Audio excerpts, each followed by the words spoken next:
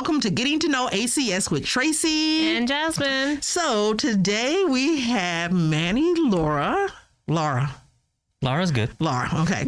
Manny, Lara. There's no you in there. Oh, it's not Laura. Laura. No, Marsha. Anyway, I digress. Never mind. We have Manny, Lara with us today, and he's from Mobilization and Deployment.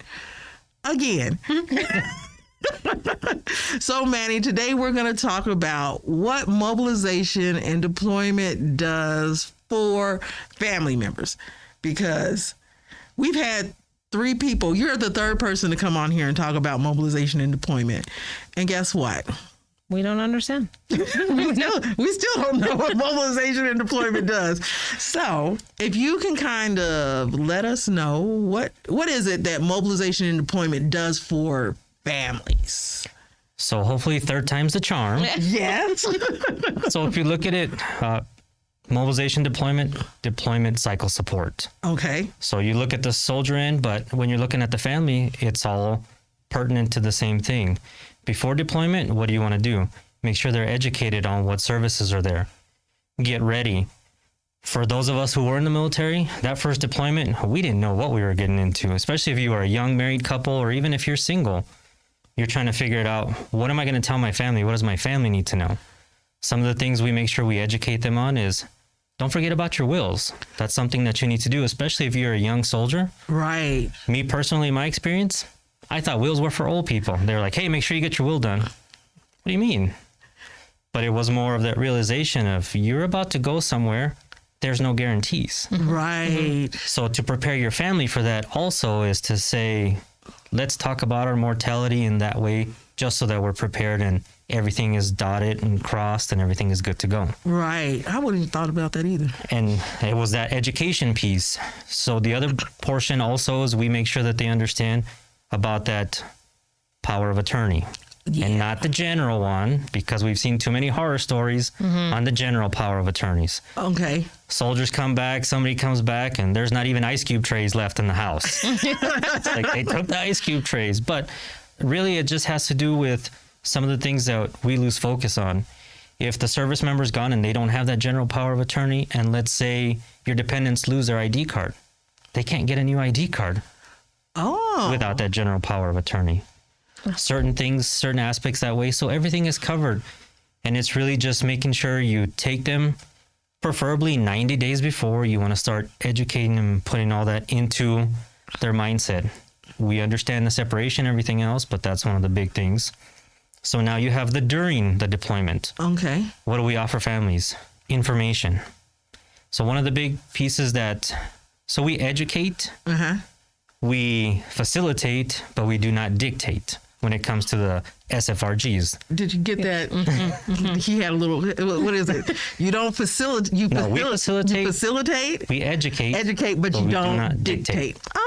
Okay. So we give all these suggestions, but we have the classes for the soldier family group so that they understand if you're going to be a key volunteer leader, these are the roles and responsibilities.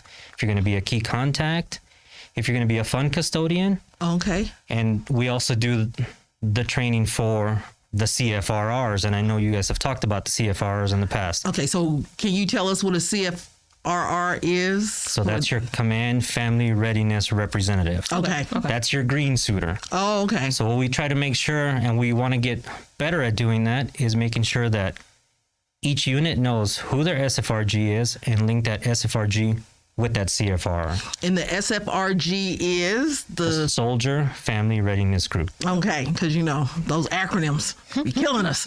Yeah. Well, as these acronyms come, we also have, as you know, ACS has so much information. Yeah. We will send you and tell you, here's a class you can go to. Right. AFTB that can teach you about all these acronyms. Army Family Team Building. So, quick question, because we ran into this and working as a FAP admin, people would call us and we'd say, hey, did you connect with your SF or your FRG leader? Because they would have that information and they're just like, how do I find out who that is? And I'm just like, I think you call MOBDEP. So can people, if someone is in a unit, and they don't know who their SFRG is, can they contact MOBDEP and find out who that leader is, or even if they have a SFRG? Yes, absolutely. Yes, okay. So to answer your question, what we have is we also have the USC program, the Unit Service Coordinator. Okay. And MOBDEP handles most of those. We do have a few other areas within ACS that help us out with that, but we've broken down all the units. So you're responsible for this one, and you try to get all the information from that unit. Who's your CFR that you have on here?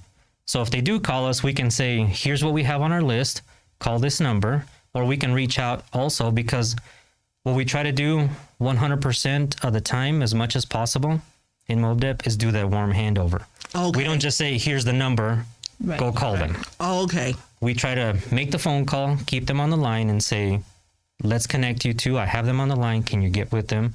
So once they're connected, then we're like, okay, Then if you need us again, we're here. Okay. That's good. Because especially when you're freaking out, you don't get off the phone with them to panic. And if they don't answer, Right. okay. Right. And then if you copy the number down wrong or something like that. So that's good. Absolutely. So now you're talking about like the deployment cycle, and you were saying, you know, when they're getting ready to leave, and talked about the general power of attorney. So what are you saying they should get a general power of attorney, or should they get a specialized power of attorney? It's going to be dependent on their situation. And Okay. what we do for these pre-deployment briefings is we bring the subject matter experts in. Okay. So we just had a big pre-deployment fair earlier this week. We had legal there. Okay. So there was a big line for legal. All the soldiers were going and they were asking the questions and Right. making sure.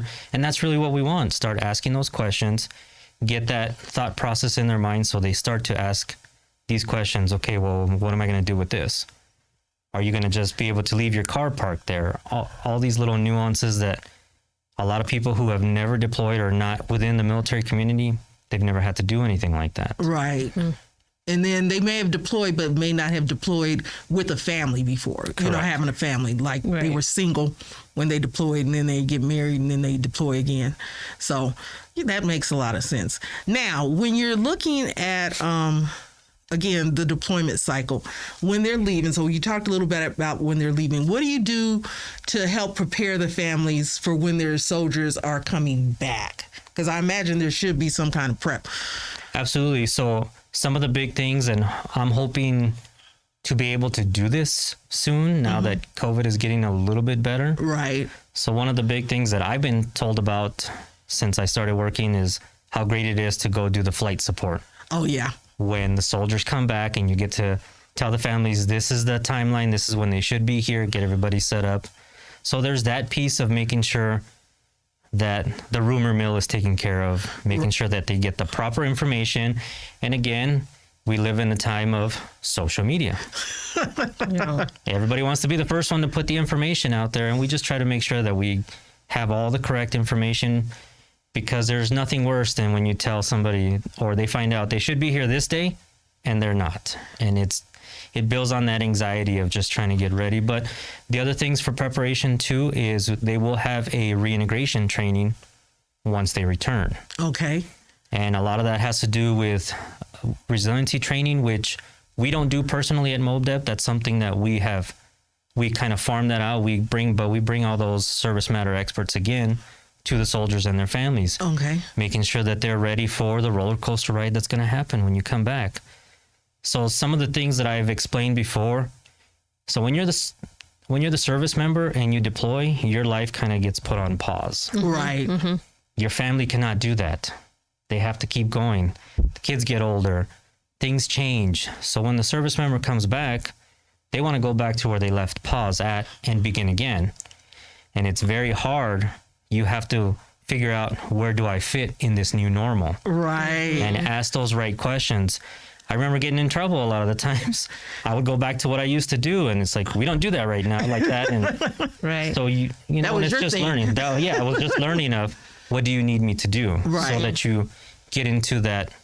And we try to explain all that, and we have different classes that are available, and it all gets put together within that reintegration training. Okay.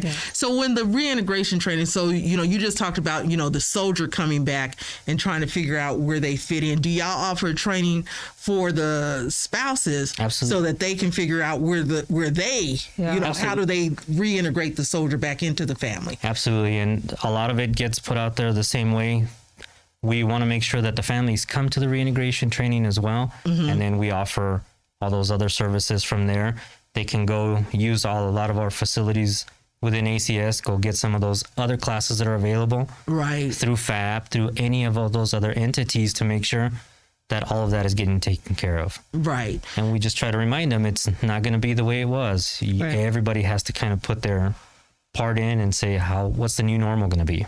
And I think that's a really important thing that units need to be aware of, that is available. So say for instance, you have a unit that's coming back, and can their like SFRG, can they reach out to you guys and say, hey, can you guys do a reintegration class for our family members before they get back? Can they reach out and request that from you guys? Absolutely. And we either do a class, we will go see the unit, whatever we can do to make it happen, we will figure out a way. And that's why the Unit Service Coordinator program, along with the SFRGs and the CFRRs, is very important, because we talk about the deployment cycle support. We reach out to them, make sure that we're scheduling this with enough time. They know when their unit's coming back from deployment. Right. They can reach out to this SFRGs and say, let's get all the families together. Let's make sure we're on the right timeline for everybody. We'll do this portion. When the soldiers get here, we'll do it again. And that's where the deployment cycle support comes in. So now you're before, during, and after. Okay. And then everything kind of resets all over again, and who's going out the door next. Okay, so it's just a continued, like a revolving door Absolutely. type situation. And just to clarify, the pre-deployment like table thing, I don't know what it's called, that little thing we did where everybody saw like legal, I think Red Cross was there, some other people. The family members can go to that. Absolutely. Okay, Absolutely. and then they can go to the reintegration. Absolutely, and we highly encourage it, and we push it out to the units, and we will adjust the times as well, because we understand sometimes it's easier if we do it at 1700. Right. When they're not trying to pick up kids from school, or they're already done with their job and they can come and get the information. Okay. And we've accommodated, so we'll go to one of the SFRG meetings and make sure that we put this information out as well. Got it. Okay. And we take all the info. When it comes to MOBDEP, we have to be aware of all the other programs that ACS has, so that we can push that information. Right. And say, well, if you're having some financial issues, we do have a service for you. We're not the subject matter experts, but here's all the information and who you can contact. Okay. So that makes a lot of sense that you guys would be, it's kind of like you have to be generalist as far as ACS goes. You have to know more about all the other programs than just your program. You have to know where to refer Absolutely. people to as well. Okay. So how can families find out when you guys are having, the deployment fairs, or when you're having these classes? How can they find that information out? So they can always call us if they have questions, but the best way, and the way we're hoping that it should work, is we push the information out. The units scheduling this with us, so their SFRG and their CFR should be pushing that information to all of their families. Okay. And pushing it to all the spouses and saying, this is going to happen this day. But if they have questions, they can always call us, and we'll tell them, well, we have one scheduled here. This is what's going on. If you don't know, we'll connect you to your SFRG or your CFRR, and we will go from there and make sure that they have the information they need. Okay. Now, what happens in a situation, say for instance, you have a family member and their soldier is deployed, and they're like kind of like on a onesie twosie. They're not with the big party of people that are coming back, and they want to have some type of reintegration training. Can you guys do that like on a one-on-one basis, or how does that work? Yes, absolutely. Said we will educate, we will facilitate, but we don't dictate. We'll tell them, here are your options, please pick one. Okay. This is the availability we have, and we've put it out there. So we have the classes that are scheduled, but we're also, as long as we're available and we're able to do it, we will do a one-on-one. We'll do a desk side. We'll set something up just for you. We have the ability to do it now, so we'll go to your unit. We'll do whatever you need us to do. Can they do that after the fact? Like, say, for instance, the soldier came back and they're finding that it's hard to reintegrate. Yeah. So can they can I go over here and find out what the reintegration training was about and get that information? So, even though it's after the fact. Absolutely. And, for on the ACS standpoint, that's what we're going to do. We're going to bring them in and say, what can we help you with? Well, that's not my subject matter of expertise, but I'm going to put you with the right person. Okay. So if they, for example, say they do come back and they're having trouble reintegrating and they're having a lot of issues financially. Oh, yeah. Because now they've been running all the money. You've been over here. That's a big I pay one. the bills. No, I do this. So we'll send them to the right personnel, right people, and say, can you please help them out? They're having some issues. And not to mention all the stuff that they feel they got lost on. So they're like, oh, I want the new this. I want a new car. I want this. And it's like, we are not millionaires. Exactly. I know. It's like, because that deployment money is going to stop. And it goes really quick. If you don't do what you're supposed to do with it. And I know we're talking about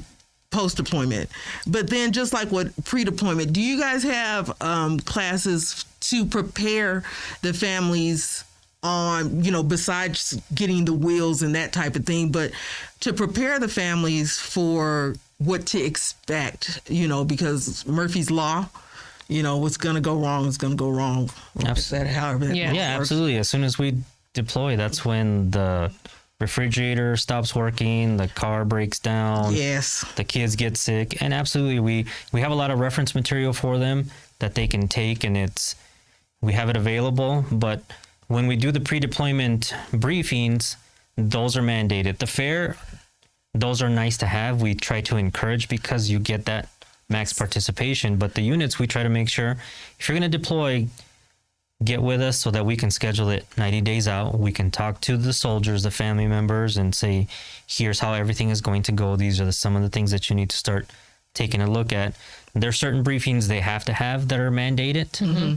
And the other ones, we talk to the unit. What else would you like to have there? We will reach out and see if they're available. For the fair, we were able to get Military One Source to come out. Oh, I didn't know she was I didn't know they actually had a representative. I thought you just called. So when I saw her, I was like, oh my God. And you guys put that together. Yeah. Right. So we reach out, and that's the biggest thing why we ask, give us at least 2 weeks more if possible, because a lot of these agencies we're reaching outside of ACS for, and you want their information, such as the Red Cross. You want them there. You want legal there. You want to make sure that you are reaching out to people such as Military One Source. We had the MFLEX there. Okay. So the good thing about mobilization and deployment, I think we kind of cleared it up today. Third time's a charm. Yes. Get that new program manager in here. But I think what we cleared up is that mobilization and deployment isn't just about the soldiers, that you guys are there for the families as well. You have classes to help the family. Like you said, if they're going to be involved in their Soldier Family Readiness Group, the SFRG, that there's classes to help them to go into those roles that they need to be in. Classes to help them with pre-deployment and post-deployment. So even if a spouse knows that their soldier is getting ready to deploy, they should start asking that soldier about, okay, when is your briefings? Because they're welcome to go to those briefings. Am I correct? Okay. Absolutely. So I think that's one of the things that, cleared up. Yes. I think I have a little better understanding of MOBDEP. I don't know if I'll ever really understand all of it. And again, like I said, we don't dictate, but as we are trying to schedule it, we always tell them, you want to try to find what we call the sweet spot. If you want to get your soldiers and your family members, let's set it up from 1600 to 1800. Right. Then you capture everybody. But again, it's up to them. We offer it. We're there. If we can support it, we absolutely will. And I think that's an important thing that you just said about the hours. MOBDEP is probably one of the programs at ACS that works outside of that 7:30 to 16:30 time frame. Right. You guys will do stuff in the evening because you're all about getting those families the information, and sometimes it's easier after hours, after school is out or whenever to get them. So do keep that in mind, that MOBDEP does work outside of, they go after 1630. Yeah. So And we're in front of the soldiers and the service members a lot, but they see us a lot. So they see us when they're getting ready to process. They see us at the pre-deployment. okay. We give them that ACS overview. We give them the information of everything that ACS can offer them and their families. They see us at the reintegration trainings. Right. So we're always there giving them the information. So we also ask the soldiers, please tell your family members about it. Yeah. Yes. And family members, if you're listening, ask your soldiers, say, hey, I need to know this information. You're getting ready to leave. Because on Facebook, you have those groups and they will give you, they're giving each other information that isn't always correct about what happens during the deployment. It's like, oh, it's going to be the worst thing ever, or, whatever the case is. A lot of times they're basing it on their own personal experience. Yeah. And they're not taking into consideration that, your spouse may have had a different MOS. The stuff may be different.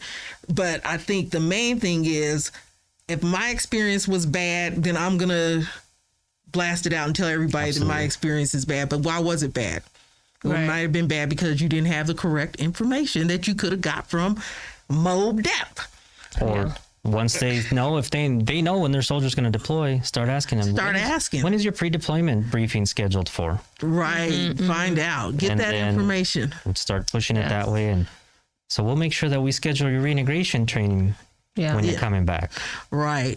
And then I just want to touch a little bit before we finish, a little bit on care team.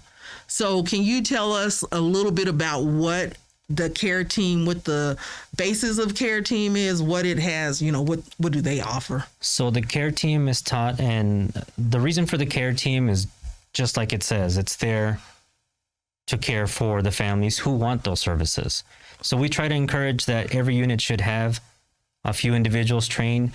They need to be very selective of who they send to this, because if they do activate the care team, it's going to be one of those situations where something has gone wrong within that family. Right. So you want to make sure you have the right personalities of individuals who are going to be there, make sure that they can handle the situation, because it'll be if a soldier gets injured or if there is a fatality within one of the service members. Right. They will give the training of what that care team can do for that family. And it could be involved anywhere from picking up family members at the airport, getting a food chain system set up so that they're delivering food to the families. Okay. And the big thing about the care team is they are there as long as the families want them. Okay. If the family says, we don't need your help, they need to just step away and respect that. But if they're there, anything and all of that they can do, they will just be there.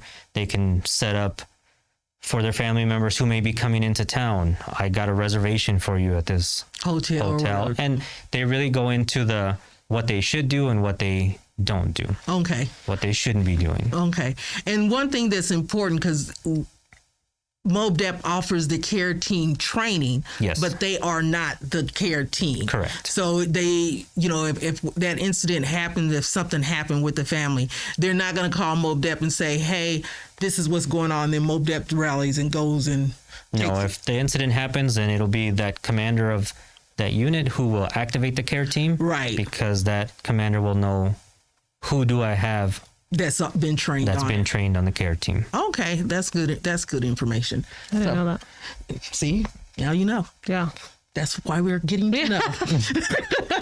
Do you have any questions, Jasmine? Any other questions for Manny? I don't, but I do want to highlight clarify the stigma that people have with FRGs and thinking that it's just a group that gossips, but it's actually a group that you need to have their contact information in case you need information, because they're the one that has the resource. They go to a training, right? And they have all the resources of who can help in whatever situation. Correct. So I do want to clarify, because we get a lot of calls and there's who's our FRG? And I'm just you don't know, they didn't tell you, and their spouse is deployed.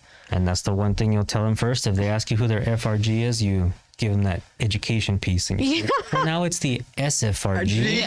Yes. So now it's Soldier Family Readiness. Yes. And then we would just always give them your guys' number, because I was just I don't even, because sometimes I've called the unit and they're just We don't know. Like, okay, MOBDEP. Yeah, and that's one of the big things that we are hoping to get from the leadership as well, is making sure that when you select your CFRR, which is the green suitor, Right. they need to be connected to their SFRG volunteer leader, Right. so that the information, he's the liaison for anything that's happening military-wise that he can pass on to the SFRGs. They should be connected. And making sure they're working together. They should know who each other is. So within that unit, it's like, okay, these are the questions we're getting from the family members. They can push that to the leadership. They can squash all the rumors. Right. Here's the correct information. Here's what we have going on. And like Jasmine said, it's not just a group that's going to have coffees, you know. No.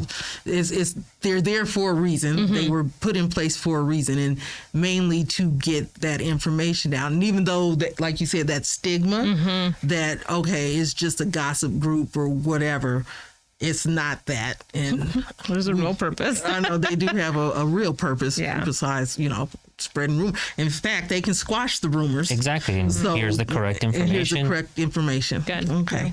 So, anything else? Nope. Okay. Do you have anything that maybe we didn't cover that you would like to say before we close it out? No, hopefully now it's kind of been cleared up exactly what MOBDEP does. And again, we do a lot of the briefings when it comes to the ACS overviews, but we are a wealth of information, and if we don't know, we're not afraid to tell you we don't know, but we will connect you to the right people so that you can get your questions answered and help you out. Awesome. So, Manny, this is your first time visiting us, so we like to ask our guest at the end of our interview, what brings you joy working at ACS? I think the biggest thing working at ACS, it was kind of like when I was in the military. It's one of those jobs where you have to be able to pat yourself on the back at the end of the day, because you don't always get that and you don't need that. But what brings me joy is making that difference. When we were at the pre-deployment fair, just answering that one question, and you either see the light bulb go on and they're like, okay, that's where I can get my information. Okay. And I think it's just being able to, again, educate everybody so that they can spread their own wings and be like, and I always tell them, now that you know, tell somebody else. Yes. Yeah. Don't just keep it to yourself. Spread the wealth. Absolutely. Like, let us all get in on it. Absolutely. So I like that answer. A good answer. Okay. So thank you so much for thank you for joining having us me today. And like I said, hopefully we have a better or clearer understanding of mobilization and deployment for the third time. Yeah. But with that being said, I'm going to close out. So this is Tracy. And Jasmine. Bye. Bye.